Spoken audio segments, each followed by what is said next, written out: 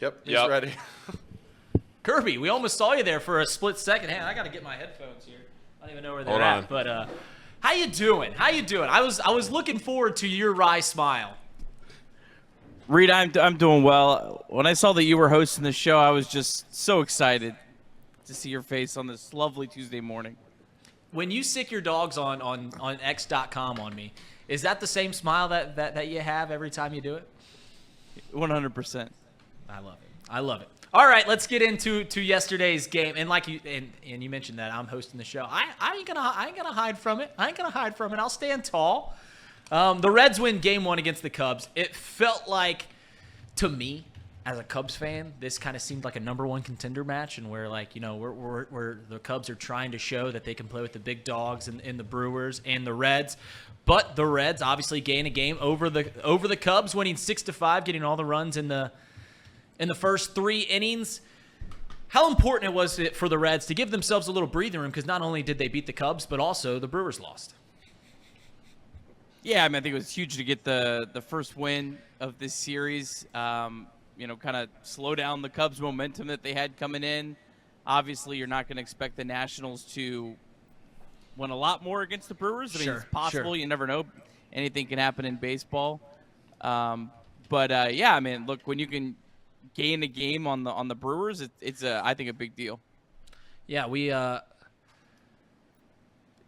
talked a lot about the Reds and needing sometimes the starters to go a little deeper, because it seemed like earlier in the year that this bullpen, which has been fantastic this year, was seemingly tired, and the starters have gone deeper recently. I think they have had the third best ERA since the All-Star break from starting pitchers. But here in an important 4-game series against the Cubs, the Reds use 6 arms out of the bullpen. Do you think that that's going to come into play later in this series? Yeah, possibly. Obviously the Reds are going to get Sam Moll either today or tomorrow, so they'll have an extra reliever. The Reds have kind of done a pretty good job of shuffling relievers in and out to kind of keep themselves fresh at times. Look, when you have a chance to get a win, I don't think you want to get cute. You want to take those wins when you can, because you never know. The next day, the Cubs may have a 5-run first inning and you're never in a game. So I think you got to take those wins when you can. Yeah, do you think it's important for Lively to go a little deeper tonight, or like he has to go at least 5, right? You can't go 6 arms in tonight's game as well. Yeah, he's actually done a pretty good job of going deep into games, which is really surprising. If you had expected Ben Lively to kind of be one of your rocks coming into this year, I think I said it a while back. I'm not even sure I knew he was on the Reds in the Reds system on opening day. That's just kind of how out of the blue this guy's season's been, and he's really been fantastic this year. Yes. The final question I have about this series before we get into the trade rumors, which is the real reason that we brought you on, because the trade deadline is tonight at 6 p.m. I think it was Bryce Spalding that tweeted out about CES. And CES has struggled a little bit since he came up. That was middle of July. It was Chatterbox Reds night was his debut. Through his debut, he's had 2 extra base hits. The first being his first hit, that home run, and then last night he had the double. Bryce Spalding was talking about how this might be a potentially big series for CES, and the fact that the Cubs pitching staff is sitting around inducing weak contact and just having a lot of strikes to pitch or to swing at for CES. Do you think there's any merit that this might be a breakout series for Encarnacion Strand? Yeah, it's possible. I think that Jonathan India going on the IL could almost be a benefit to CES, because he kind of came up and he was kind of thrown into this rotation, and it's really like, hey, you have to produce, because there's a really good player sitting on the bench every single day. So I think that could actually maybe work into CES's favor. We knew when CES came up, he's got some of the swing and miss in his game. So he's maybe going to be a player that unlike guys like Matt McClain, it might take him a little bit longer to get his feet wet. And to be honest, the Reds were kind of due for a rookie to struggle a little bit out of the gates. Mm-hmm. I don't think CES has been terrible by any means, but what Matt McClain and Spencer Steer and Ellie De La Cruz has done is not normal, and we shouldn't expect that for every single rookie that comes up the rest of the way. Yeah, the one thing about CES that I've noticed is even through his, early struggle. And like you said, he hasn't been terrible. It's not like he's going up there and he looks loose. And that's mainly because when he is in the box, he still looks a little bit comfortable up there. He looks more comfortable than a rookie that's not playing up to probably where he's played his entire career in the minors and stuff like that. He still looks comfortable in the box. All right, not many Oakland Athletic watchers in here, I assume you could imagine. What can you tell us about the lefty that they got, Sam Moll? Yeah, I mean, it was a nice get. You didn't give up a ton. Obviously, Joe Boyle's a guy that has some potential, but a guy that it was probably a long shot of him to not just making the big leagues, but being a successful reliever. Back-to-back seasons with walk rates above 8 walks per 9 innings. Moll's a guy that's pitching really, really well of late since May 24th. He's got a 3.80 ERA, but some of the expected numbers, like fielding and pitching, is a lot better. 2.11 FIP, striking out over 13 batters per 9. He's really started limiting the walks. That was a big issue early in the year. He's not going to be a guy that you're going to see come out and throw full innings very often. I think a lot of his outings with Oakland, they were like 1 or 2 or 3 batters max. So I think David Bell's going to try to strategically use him because he's really, really dominant against lefties, not as much against righties. So he's going to be a guy that's really going to test that 3-batter minimum. And really, it's going to be how can you maximize him? Because he can definitely get lefties out. I don't think there's any question about that. But, yeah, I mean, the Reds, they needed another lefty. I mean, this was the biggest need for the Reds at the trade deadline, in my opinion, even more so than starters. Just because Alex Young's been the only guy, and Alex Young isn't a dominant lefty-on-lefty matchup. And you saw that last series when Max Muncy hit a home run in his second at-bat against Luke Weaver. If Moll's on this roster, Weaver probably doesn't face Max Muncy for a third time in that at-bat. And so just matchups like that is where I think he could really be a difference maker for the Reds. Yeah, I think it was the Cowboy talking about it last night, and because Young's the only lefty that comes out of the pen currently, once you use him in a game, you don't have that in your pocket anymore. So this just gives another tool in David Bell's belt. Yeah, no question about it. I mean, and Young is probably already pitched way more innings than I think the Reds probably envisioned coming into the year. Obviously, Reiver Sanmartin was the other guy that the Reds were kind of counting on to be a reliever, and he's out for the year. So, I mean, I thought this was a needed and necessary move for the Reds, and I know we'll get into a second, but I think this was the only necessary move. Everything else from this point on, if you can find it, great. If not, standing pat could be the best option. So, yeah, let's jump right onto that. The trade deadline's today, this evening. Do you think the Reds are done? I wouldn't say they're done. I think they probably at least make some move of some sort. Mm-hmm. What it is, I don't know in particular. If we're talking about starters, there was a tweet from John Morosi about 20 minutes ago saying the Reds are in the starting pitching market, but they're not willing to go too far because of Green and Lodolo coming back. And I mean that's kind of what I felt coming into the day. If there's a move to be made where that makes sense for the Reds, where they're not giving up a ton of really good prospects, then I think they'll do it. But if not, I think they're going to be inclined to just stay in pat and kind of see what they got here.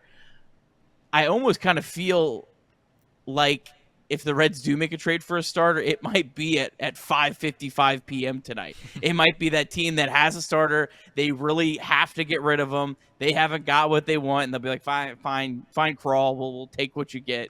I kind of feel like that's what might happen if the Reds do make a move for a starter. So sitting around all day, you think it's going to be a buzzer beater move, trying to get as much leverage in the deal as humanly possible. You mentioned John Morosi's tweet. John Heyman threw out a tweet, and I don't think he was alluding to the Reds. Maybe he was. He just said that there was a mystery team that was well in the market for Justin Verlander, and then he noted also in the tweet outside of the Dodgers or Astros who were already said to be in on it. And I think in the last week someone mentioned that the Reds were asking the Mets about Verlander. Do you think it's viable for the Reds to get Verlander? I know you guys talked about this on Saturday. That's a big splash. Well, he has a full no trade clause, so first I guess you have to start with, does Justin does he wanna Verlander come want to here? come to Cincinnati? I Right, mean, right. if he doesn't want to go to Cincinnati, then there's nothing else beyond that. If he's willing to waive his no trade clause to Cincinnati, based on everything Nick Krall said, based on what the structure of the Max Scherzer deal was, if it was something similar to that for the Reds, I think it would make sense. I think the Reds might be willing to pull the trigger on a guy like that. Obviously, Justin Verlander is just kind of a different pitcher. Like, obviously, like Michael Lorenzen has been really good this year. We love Michael Lorenzen, but Michael Lorenzen and Justin Verlander, I mean, you just use your noggin. There's quite a big difference there in terms of, you could put Justin Verlander out in game one of a playoff series and he could win you a game on his own. So again, if he's willing to waive his no trade, I don't know why the Reds wouldn't go aggressively after him. The other team that I've seen linked a lot is the Houston Astros. They don't have a single top 100 prospect, so the Reds clearly could out prospect the Astros. But is Verlander willing to eat some Skyline chili? Yeah, that's a big question. It's a big pool. And you mentioned the Lorenzen and Verlander. No offense to Michael Lorenzen, but his plaque's not going to be in Cooperstown someday like Justin Verlander. So it adds a little more panache to it when you have Justin Verlander pitching game one of a playoff series as opposed to a Michael Lorenzen. Are there any other names that you think the Reds, that you've either seen them linked to or that you think would be a good fit here in Cincinnati? Whether it be a bat, whether it be an arm, are there any other names? Well, Eduardo Rodriguez from the Tigers, I've seen him linked. I think he would make a lot of sense having a really good year for the Tigers. He's got a really weird contract where he can opt out at the end of the year, which makes it maybe a little bit more interesting. That would be one of the names that I think I could see the Reds maybe reaching a little bit more, right? I could see them maybe giving up something of real value too, because I think he could be a difference maker. I wouldn't put it past, though, the Reds to kind of zig whenever I expect them to zag and go out and get a bat. Right. I wouldn't. I don't think that's, especially if there's someone that Nick Krall would view as a really good deal, as a substantial upgrade. I don't think that the Reds would be completely against doing something like that, which I think does make today interesting. I could see it going like 5 different ways. I could see the Reds doing absolutely nothing the rest of the day, or I could see the Reds kind of wheeling and dealing all day. The trade deadline is just it's weird. It feels.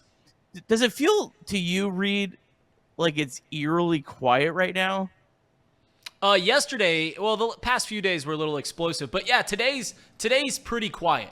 A lot of moves, a lot of names have been taken off in previous days, but it is eerily quiet. But this is how it happens every year. Right around 2, 3 p.m., your phone will start blowing up, and all the baseball writers across America are just constantly refreshing X.com and sending out the tweets, calling everybody they know, getting all the news out. So the Reds, if I had to put it over-under on names that the Reds will be linked to today, if I gave you 3.5 for different names, Reds are said to be in on this player, would you take the over or the under? Just linked to? Yeah, not saying that they trade, just saying like Reds are in on this person, Reds are in on this person. 3.5. I'll take the over. I think there's so many people out there and so many people trying to get clout, and yeah, they'll be there'll be quite a few, I think. Easy over. When you say you wouldn't be surprised if the Reds zag and get a bat, are you talking about a platoon guy? I assume you're talking about an outfitter, considering the infield's already pretty sewed up. We talking about an outfitter? We talking about an everyday player? We talking about a platoon guy? I would almost think an everyday player, because I don't really feel like any of the Reds platoon matchups are necessarily weak.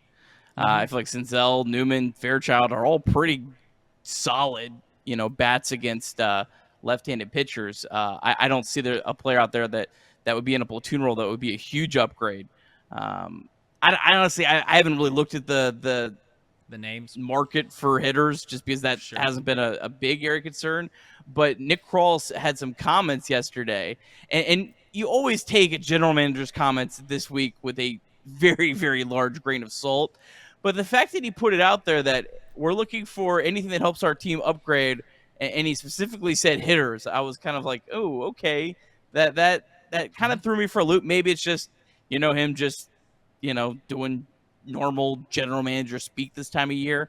but it definitely made me kind of go, okay, let's see what happens here on Tuesday. So if they're going to go after an everyday player, if they're going to get an upgrade, it's fair to assume that the guys that are in the lineup every day, the guys that we've come accustomed to, the Jake Fraley's, TJ Friedels, these names, is it fair to assume that if they do upgrade, these names are going to be gone or at least a part of the trade? Yeah, I mean, it's possible. I guess number one, we'd have to know how serious is Jonathan India's injury? How long do the Reds think he's going to be out? Because I haven't really seen a definitive timetable on that. Obviously, Spencer Steer's playing second base right now. So, and Spencer Steer's a guy that you could move all over the diamond, right? So if you could find a third baseman or second baseman, you could, move Ellie and McLean around either however you want to work that. You could bring someone in if there's a big bat available that becomes available in the market. You could move Spencer Steer to first base, the outfield. You could kind of just, everyone just pushes themselves back a roll. Again, I'm not saying this is a likely scenario by any means. Right, I'm just saying I think it is a possibility if there's a real substantial offensive upgrade that becomes on the market. The Reds say, hey, we can go get, and this could really, really help our team. And I don't think they're going to be looking for a 2-month rental player by any means. I think they'd be looking for, someone with a couple years of control left. Okay. So you mentioned just Jonathan India being out. Spencer Steer gets the start at second base yesterday. I think it was Sadak, or maybe it was the Cowboy, talking about how Spencer Steer actually likes playing second base. He's a guy who I don't think is going to shun any position, as we've seen in his career. He'll go out there. David Bell makes the lineup, and it seems like the last thing he puts in there is the position right next to Spencer Steer's name. Do you like the infield with Ellie and McLean over on the left side, Spencer Steer playing second base? Do you think that this is a viable long-term, or do you think it's just a plug-and-play because India's out right now and Noel Marte is the future, stuff like that? Or do you like this lineup, how it's currently set up, or at least was yesterday? I 100% think the future is Noelvi Marte at third base, Ellie De La Cruz at shortstop, Matt McLean at second base. But I think as a short-term fix, this might be the best lineup. Spencer Steer, his defensive numbers at third base and first base, looking at like StatCast at outs above average, are not good. Now it's a very, very small sample, and the guy's played multiple positions. So I don't want to be like, this guy's a terrible defender at third base, because he hasn't enough time to prove it. But there's definitely, I think, a path where putting him at second base this year while India's out gives you the best defensive lineup in the short term. And if he's most comfortable there, Ellie's looked great at third base. McLean's looked great at shortstop. Why not? I don't know what it could possibly hurt. Yeah, I really liked. He made a really nice play out there, turning that double play early in the ball game. Now, the final thing I'll say before I let you get off: out of all the guest hosts that you have on Chatterbox Reds, you got to do something. You cannot let Elliot get on the show anymore. He's the worst guest you got. Wow, shots fired at 10:30 a.m. He had about 50. Nick, are we not going to defend me? Or are you just going to sit there, Nick? No defense. I'm kind of shell shocked. I thought that you guys were like best friends. I don't understand. I don't know how anyone could hate the zebra. That's why I'm in a state of shock here. I mean, I guess if it's Reed Mouse hating the zebra, I mean, he's a certified grade A hater, so I mean, I guess it tracks. Thank you, Nick. Nick, Reed is just in a bad mood because his Cubs are a joke, and they bought at the deadline when the team's objectively disgusting. So congratulations on beating the Cardinals a couple times and the White Sox to force you to go out and buy the deadline, Reed. I hope you're happy. Kirby, I think go ahead, Curbs. I mean, it's a tough scene. You make a big trade, and then your all-star pitcher just gets absolutely shelled at home. I mean, that's a tough look. Listen, I was on the trade Stroman bandwagon pretty much since the All-Star break, because I attest that I thought that the Cubs could win the division without Marcus Stroman. I didn't think they could win the division without Cody Bellinger, and I think there's an avenue to extend Cody Bellinger. I think he's a long-term viable option for the Chicago Cubs team. Marcus Stroman will not be on the Chicago Cubs next year. Well, I guess it is an option. So maybe he'll stay with it if he continues to pitch bad. Maybe he will. I don't know. But it just did not seem like you got to trade value when it's at its peak. The Marcus Stroman thing is bad. It's all right. Our real ace pitches tonight. So good luck to Ben Lively and the Cincinnati Reds against Justin Steele, the man of steel. Well, the price is definitely going down for Stroman. So, I mean, you got that going for you. That's true, I do Nick. want to ask you, though, Reed. Yeah. I look at the run differential, and I see Cubs plus 56. I see the Reds only plus 4. I see the Brewers minus 16. I want to ask you, do you take any blame for this, for some of your antics back in March? No, I don't think that jinxes exist. I do think that God hates the Cubs fans. I think there's something. Well, he should. We're just a miserable bunch. Like I said, I wish that I could spar today. I wish I could just have the witty comebacks back and forth, but I'm down bad right now. I'm down very bad. When you like a team that everyone in your life hates, and when you like a team that everyone in your life hates, and that they consistently let you down, and you hold so much of your personality based on one team, and they just every time they play the team that your friends, family, your coworkers love, and they lose. Lost 4 times at home to the Cincinnati Reds. It's tough. I mean, I don't have any energy to spar today. So I apologize for not bringing my best. I apologize for not being my trolling self. But I appreciate having you on today, Curbs. Hey, I appreciate you having me as always. Better days coming, Reed. Or not. Yeah, probably. See ya, Curbs. I'll just go wallow in self-pity. And I was kidding about the Elliott thing, as everyone knows. No, he wasn't. He's me. No. Don't back down. No, I was. I love when Elliott's on this show. See ya, Curbs. Thank you for coming on. See you later, fellas.